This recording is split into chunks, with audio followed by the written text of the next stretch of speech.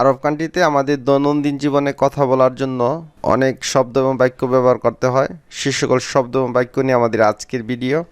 প্রথমটি হচ্ছে আল আফিয়া, আল্লাহ আপনাকে কল্যাণ করুন।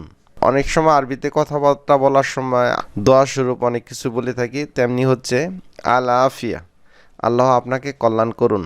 হাইয়াক আল্লাহ, হাইয়াক আল্লাহ, আপনার জন্য দোয়া রইল।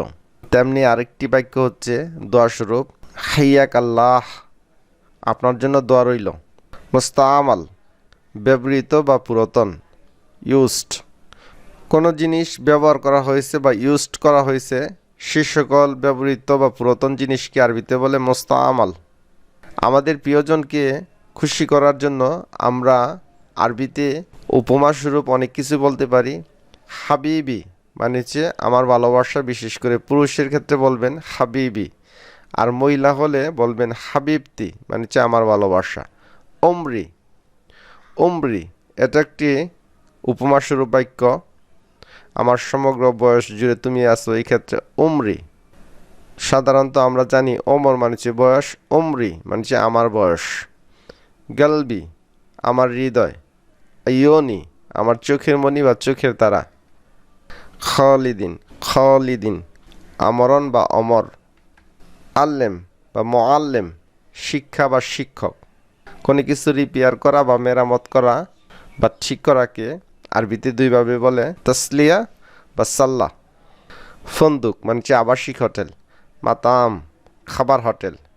ফন্দুক মানে হচ্ছে আবাসিক হোটেল, আর মাতাম মানে হচ্ছে খাবার হোটেল বা রেস্টুরেন্ট। নাদ্দাফ বা নাদ্দিফ পরিষ্কার পরিচ্ছন্ন করাকে নাদ্দাফ বা নাদ্দিফ বলে থাকে।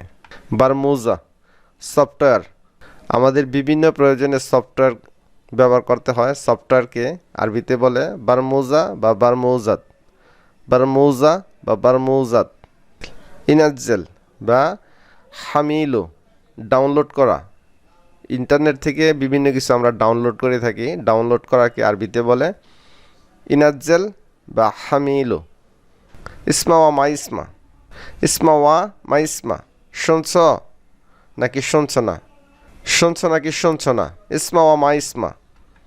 কথা প্রসঙ্গে আমরা বলে থাকি বুঝছ নাকি বুঝনি, আরবিতে আমরা বলবো ফাহাম আলালাহ, ফাহাম আলালাহ, বুঝছ নাকি বুঝনি। আবার এভাবে আমরা বলি ফাহাম ওয়া মা ফাহাম, বুঝছ নাকি বুঝনি। হাইয়াক ইয়া শাবাব, স্বাগতম হে যুবক। হাইয়াক ইয়া শাবাব, হে যুবক। শাবাব মানে যুবক। জরিমানা বা ফাইনকে আরবিতে দুইভাবে বলে, গারামা বা মোখালাফা। আমেল মানে শ্রমিক বা লেবার। স্পন্সর বা প্রবাসে যার অধীনে আমরা কাজ করি তাকে বিভিন্ন কান্ট্রিতে বিভিন্ন নামে ডাকে, যেমন বাহরাইনে ডাকে আরবাব, সৌদি আরবে কফিল, আবার অনেক সময় মুদির বলেও ডাকে, বিশেষ করে মুদির মানে হচ্ছে ম্যানেজার। তো স্পন্সর বা যাদের অধীনে আমরা কাজ করি বা মালিক বলে থাকি সেটা হচ্ছে আরবাব বা কফিল। জালান মানে রাগ করা বা অসন্তোষ হওয়া।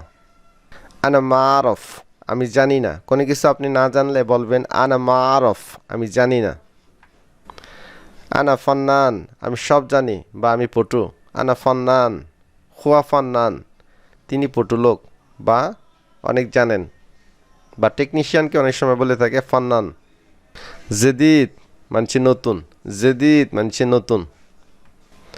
আনা মা আদ্রি, আমি জানি না, আমি জানি না আবার এভাবে বলে আনা মা আদ্রি।